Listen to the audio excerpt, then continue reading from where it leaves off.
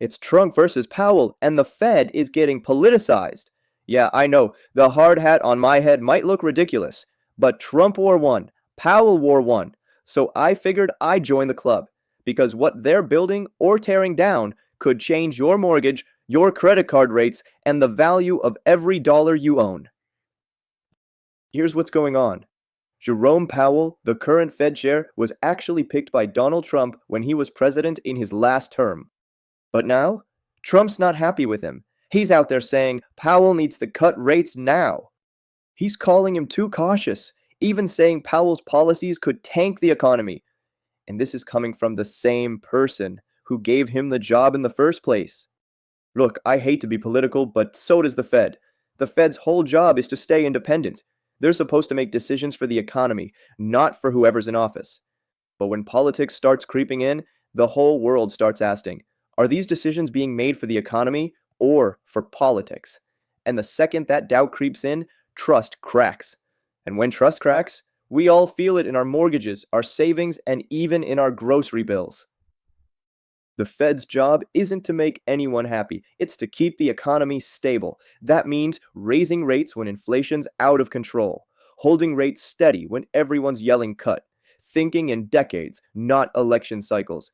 That independence is the reason the dollar is the world's reserve currency. It's why mortgage rates don't swing wildly every election year. It's why we don't live in financial chaos.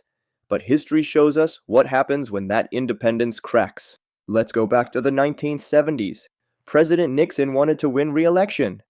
So he leaned on the Fed chair, Arthur Burns, to keep rates low, and the Fed caved. Rates stayed low. The economy got juiced. Nixon won. But the country paid the price, because the minute those pressures caught up, we got a decade of stagflation, which is a period of high inflation and weak growth. People's savings were crushed. Mortgages became a nightmare, and it took painful, brutal rate hikes in the 80s to clean up the mess. Short-term win for Nixon, long-term disaster for everyone else. And if you think that's just old history, look in Argentina. For years, politicians treated their central bank like an ATM, printing money, funding promises, cutting rates before elections. The result? The peso collapsed. Inflation over 200%. People's savings? Gone. Because once the world stops trusting your central bank, they stop trusting your money.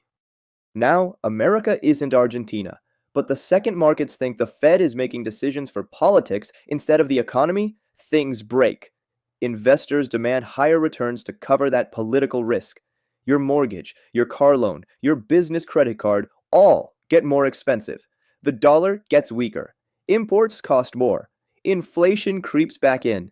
And every election year turns into a circus. Rate cuts before the vote, painful hikes right after. That's economic whiplash. The Fed isn't supposed to be a puppet. It's supposed to be independent. Because if that's not the case, we don't just lose faith in one institution, we lose faith in the foundation of our financial system. So let me ask you, should the Fed stay independent no matter who's in office? Or is politics already calling the shots? Drop your thoughts in the comments. And if you want updates on what Powell and the Fed do next, hit subscribe.